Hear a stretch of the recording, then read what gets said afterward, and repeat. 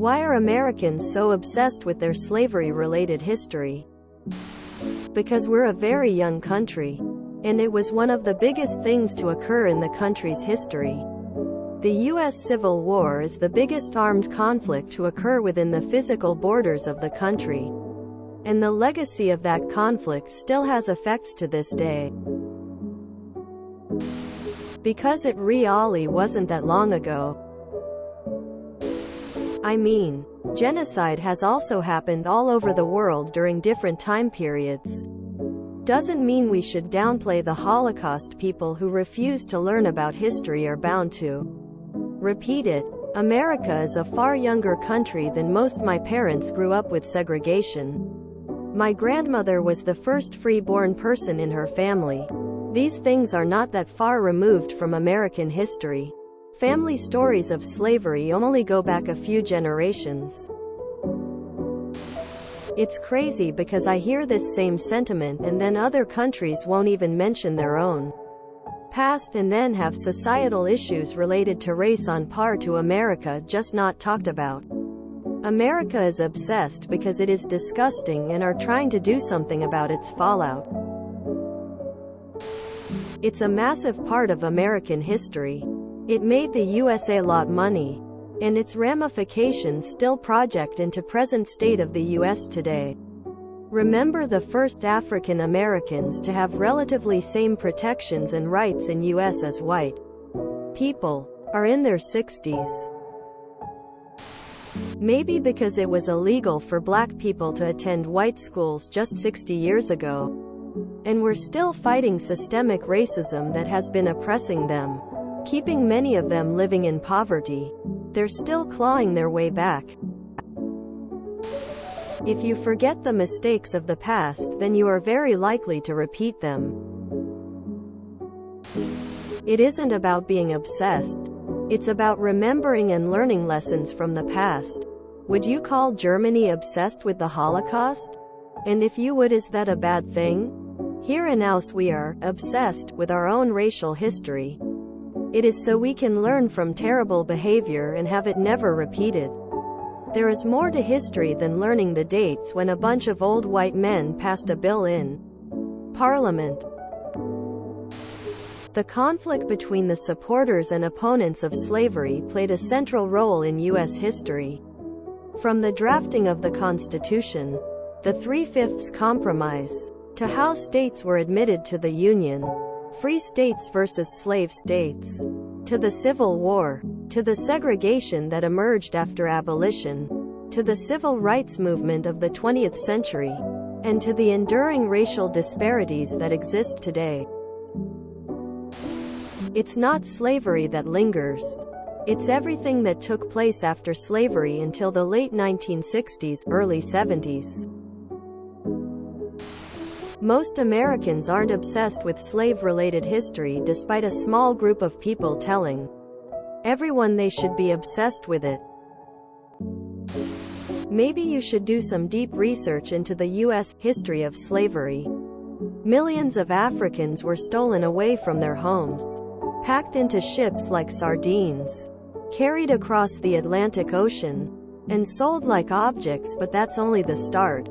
They were worked like machines, beaten into submission, bred like animals, denied basic human decency, all because of their skin color. The cycle didn't end with them. It continued on for centuries with their descendants bound by slavery, promised to be property for the rest of their lives. There were very few chances to gain freedom, and even if they did, they could always be claimed by another person. After centuries of abuse, enslaved people were finally freed, except their circumstances often left them trapped in a rebranded, glorified version of slavery. The things slave masters and white people as a whole did to enslaved black people were horrific. An entire group of people was considered property and animals with zero human rights for hundreds of years, and the effects of such are still seen today. Following slavery, racist legislation in America didn't end, and the reality is that our entire country was established to oppress the black community.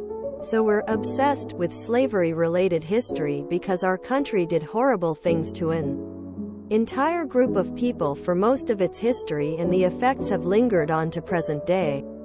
Black people were only freed from slavery within the last 160 years.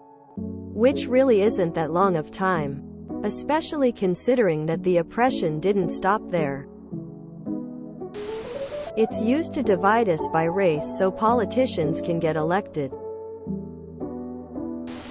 The concept of race as we see it now was constructed in the 1600s around skin color to 1. Justify the continued enslavement of natives and black people even as they converted to Christianity. 2. Stop white indentured servants from cooperating with black slaves against their masters. Before then, race was more about language and cultural background than skin color and genetic history. In America, the skin color-based racism was profoundly influential because of the demand for slave labor in the South and thus a large population of black people living as cattle. Race-based discriminated was encoded into laws and became part of American culture. Even today, although the justice system claims to be impartial, the effects of this discrimination has had generational effects on living black people. Slavery was far from the only horror committed by the American government against them. Popcorn. I mean, people can say whatever about us, but at least we do confront our history, unlike most countries. We almost didn't form as a country because of the slavery issue. It was so contentious. For a period of time, the U.S. House of Representatives had a gag order on any slavery topic because of the potential for it to devolve into a massive fistfight. To put it into perspective, how far apart the fledgling country was on the topic. Pennsylvania and Massachusetts abolished slavery on a similar time frame to the European countries. Massachusetts abolished slavery in 1783. France did it in 1794. The UK didn't get around to it until 1833. By comparison, the southern United States had to be burned to the ground to abolish slavery after they attempted to leave the Union to preserve the right to keep, buy, and sell slaves. This is the pernicious issue with describing U.S. chattel slavery compared to typical slaveries. The U.S. didn't invade a country and take slaves as tribute. We purchased them from a country because we thought, well, some thought, as illustrated above, they were subhuman. It isn't comparable to, say, Roman slavery, where conquered people were kept as slaves and could buy their freedom and engage in business and own private property. Aesop, the famous children's storyteller, was a slave. American slaves were not known for their literacy. The best Roman doctors were Greek slaves. It would have been preposterous to an American to even think of a black slave being capable of becoming a physician, let alone invest the time and money into them. It wasn't like America somehow kissed and made up after the Civil War. Reconstruction failed because of an activist Supreme Court, among other issues, that made decisions based on vague notions of liberty, which, in the USA, often means someone is going to get bent over hard. And a century-long rehab effort of the Confederacy meant that black people were effectively barred from participating fully in U.S. society up until, I don't know, the early 1980s. I say that because that was the last lynching. When school desegregation finally ended. We are resegregating. We can't friggin' learn. If anything, we don't talk about it enough. I think because it was just so recent that very extreme and real ramifications affects ordinary Americans' day-to-day life to a massive degree right now. Slavery was excused by the idea that black people were not as intelligent as whites, more violent, less evolved. When slavery ended, these ideas didn't. They refused to sell houses to black people and lump them in their own neighborhoods.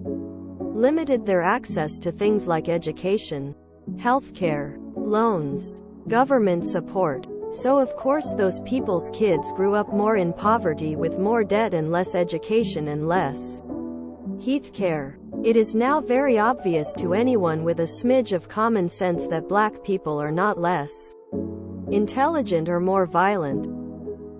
But because slave owners created this ideology that they are, so they can say they have a right to own other people. Even after slavery ended, there was a systematic oppression and deprivation of a certain group of people. And even when most people realized the ideology is wrong too, generations of black people were already subjected to massive injustices that set them back in life. If your family, for the last 34 generations, were forced out of schools, hospitals, public transport, bank loans, job opportunities, where would you be? The consequences of slavery is massive and very much in effect today. Rosa Parks and MLK and such weren't so long ago. It's arguably America's most consequential original sin. While America has gone from small agricultural colonies to the economic, cultural, military superpower it is today, the effects of systemically subjugating an entire race of people has grown alongside it. The effects may have transformed through the decades, but they've usually rhymed. It also helps that the US is the third largest country in the world, has the largest economy, a tradition of free speech, and an industrious press. The problems we have here are going to be publicized and digested a lot more loudly than another country who may not have the same global loudspeaker. Native Americans have entered the chat. If you enjoyed this video, please check out our playlists full of similar content. Epic Aircast is like doom scrolling for your ears. Please like, share, and subscribe.